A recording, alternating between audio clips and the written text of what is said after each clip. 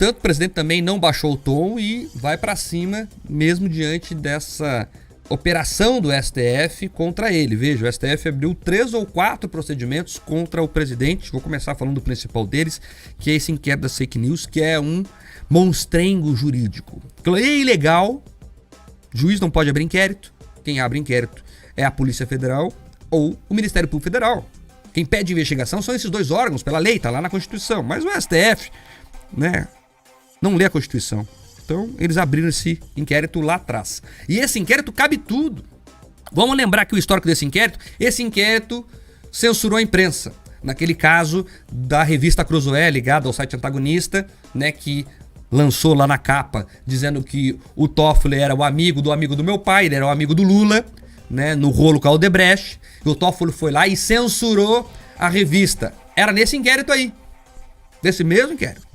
Aí depois prenderam lá ativistas que faziam movimentações de pautas que o STF considerava não legais. E aí prendeu ativistas. E agora, né, entre outras coisas acontecendo nesse inquérito, investiga o presidente por causa de urna eletrônica. Então a gente sai de uma investigação sobre o Toffoli, que era o amigo do meu pai, segundo Marcelo Odebrecht, na Operação Lava Jato, que pegou dinheiro, que teria pego dinheiro, segundo Marcelo Odebrecht, na Operação da Odebrecht com a propina do PT, e termina no presidente sobre urna eletrônica. Então veja que é um negócio que é incompreensível juridicamente. Qualquer jurista de primeiro ano de faculdade vai falar, um juiz não pode abrir um inquérito dessa maneira. E mais, porque daí o Alexandre de Moraes, que é o xerife, quem disse isso foi o Marco Aurélio, não sou eu. Um colega dele disse que ele é o xerife, não é juiz, ele é xerife. Isso é para quem entende minimamente como é que funciona o Supremo Tribunal Federal, isso é um xingamento pesado. Quer dizer, ele é um delegado, ele não é um ministro. Ele errou o concurso, ele devia ser delegado, procurador, né? Mas ele virou ministro e agora atua como um xerife. E aí, nesse caso em específico, ele faz o quê? Ele investiga, ele julga e ele faz tudo. Então como é que pode alguém que vai investigar também ser vítima? E também dar a decisão final depois. Então, é um inquérito sem pé nem cabeça que agora entra o presidente. E outro ponto importante é que nessa entrevista ontem aqui ao programa Os Pingos nos Is da Jovem Pan, o presidente apresentou o que seria aí um indício importante de fraudes nas eleições, que é o inquérito 1468 da Polícia Federal. Veja, é o inquérito da PF, um inquérito que foi forjado há muito tempo atrás, né? Forjado, que eu quero dizer assim, constituído há muito tempo atrás, não tinha nada a ver com essa confusão de agora, né? Que investigou as eleições passadas, e a PF diz nesse inquérito que o TSE teria sido invadido por hackers. A PF está dizendo isso. A PF está dizendo, e o TSE confirmando, inclusive, que um dos servidores que tinha acesso ao código-fonte do sistema teria sido invadido por um hacker. Então veja, se o código-fonte, que como diz, né, o nome, domina tudo, constrói tudo, é o principal, não está seguro, aí abre-se mesmo margem para questionamentos. Está lá o inquérito 1468 da Polícia Federal, ele está inclusive na internet, só você dá um Google, você pode ler, né? Tem um relatório do TSE também admitindo que houve o ataque, houve a invasão hacker. Tem um ofício sobre a denúncia de fraude que o TSE faz à Polícia Federal. Tem o e-mail do servidor hackeado, que é esse dono do código-fonte, dono no sentido, né, de operação, né, o responsável pelo código-fonte. Então tem esse inquérito lá que agora tem que ser explicado. Mas ali ninguém está muito preocupado, me parece, com a questão do detalhe. É a disputa política. O TSE, o Supremo Tribunal Federal, entrou em embate com o presidente e agora nós vemos essa luta, esse cabo de guerra que ninguém sabe para que lado vai. Voltando até à questão da peculiaridade jurídica, Mark, uma coisa que é curiosa, a notícia tem na chamada ali. Por unanimidade, o TSE encaminha para o ministro Alexandre de Moraes para incluir o presidente Bolsonaro nesse inquérito das fake news. Para quem não sabe, o ministro Alexandre de Moraes compõe o TSE. É o próximo presidente do TSE. Então ele lá junto, por unanimidade, resolve mandar o processo lá para o Supremo Tribunal Federal, para um ministro do Supremo Tribunal acolher isso. Quem é o ministro que vai acolher? O próprio Alexandre de Moraes.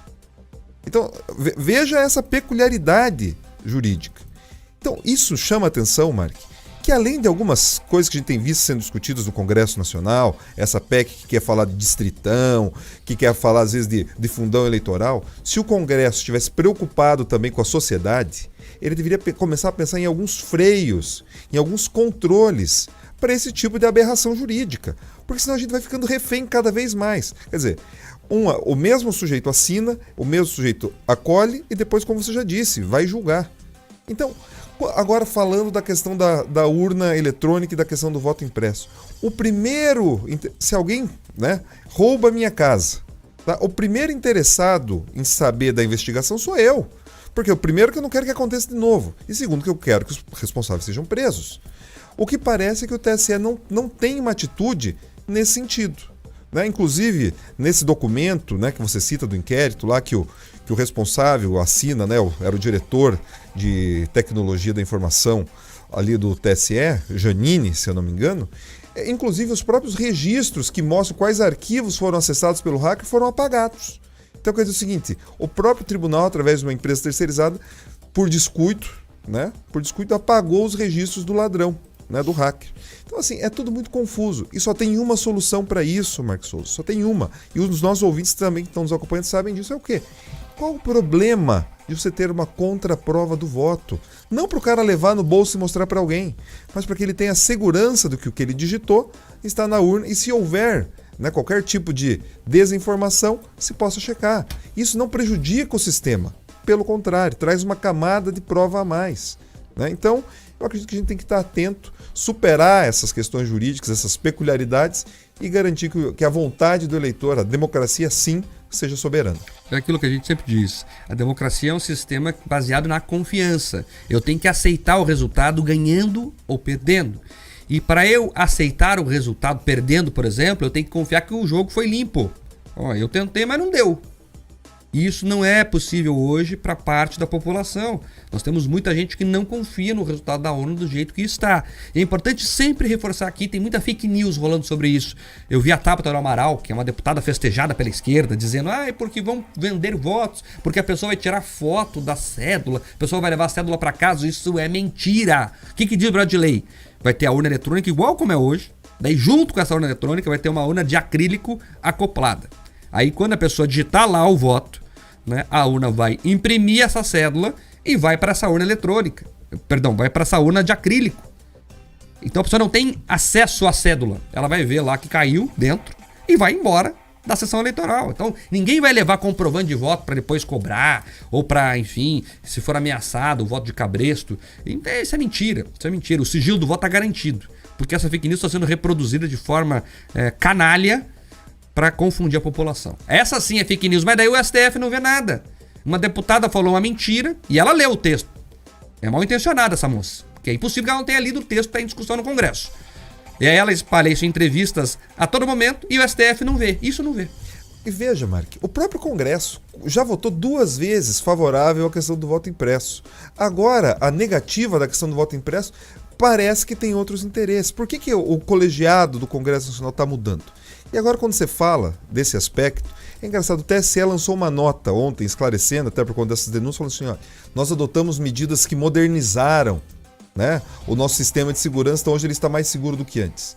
Mas é engraçado que esse mesmo tribunal, quando ele usa, um dos argumentos que usa para ser contra a questão da possibilidade do voto impresso ou auditável, é a experiência que aconteceu em 2002, lá no Distrito Federal, que se imprimiram votos. Eles falam, olha, tentamos o voto impresso e não deu certo, só deu confusão e tudo mais. Amigo, o seguinte, se você olhar para a tua mão, para o teu bolso agora, ou tua bolsa, você vai estar pegando um smartphone, ou iPhone, ou Android, qualquer que seja, tá? Em 2002 não existia smartphone como a gente conhece. A tecnologia avançou tanto, agora eles querem usar um exemplo de 2002 para dizer que não vai funcionar. Mark, isso é brincar com a gente. É brincar. E tem outra fake news aí, por exemplo, o pessoal dizendo aí que vai atrasar a apuração. O Gilmar Mendes fala, né? Porque é um absurdo, querem contar cédulas de novo. E não é isso de novo, veja.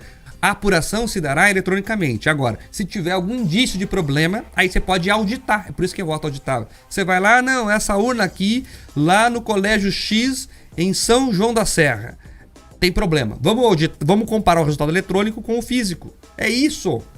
A apuração continua eletrônica, o sistema continua o mesmo. Nós vamos dar só uma possibilidade de auditagem. É isso só. E daí se vende a ideia, Pedroso, porque veja, nós vamos fazer aquelas mesonas de novo, porque lá também tinha a fraude do mapeamento dos votos e tal. Mas ninguém tá falando que vai acontecer isso, pelo contrário. O sistema continua totalmente eletrônico. Só vai ter essa possibilidade de auditagem maior. Eu tenho a sensação, Mark, que alguns desses ministros que hoje falam contra o voto impresso e auditável, lá em 2017, tá, quando já tinha tido uma primeira aprovação dessa possibilidade que depois foi considerada inconstitucional, celebravam essa possibilidade, inclusive testaram, fizeram eventos mostrando possibilidades de como funcionaria a tecnologia, trazendo protótipos de como seria essa nova urna eletrônica. E de repente, no caminho de lá para cá, né, mudaram de ideia. Então, tem que avançar. E é isso, e a argumentação de muita gente que é aquela, porque é uma birra do Bolsonaro, o Bolsonaro é maluco, ele critica a eleição que ele mesmo ganhou,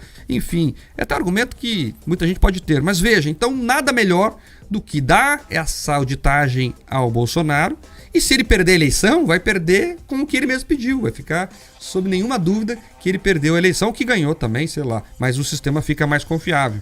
Então é importante avançar nesse sentido, mas a impressão que eu tenho é que não vai passar na Câmara esse projeto, porque o STF comprou a posição forte e aí os deputados têm medo do STF. O porquê eu não sei, mas que eles têm medo e não vão desrespeitar uma vontade do Supremo Tribunal Federal. Então dificilmente esse projeto passará lá na Câmara, mas claro, vão acompanhar para ver o que vai acontecer. Agora...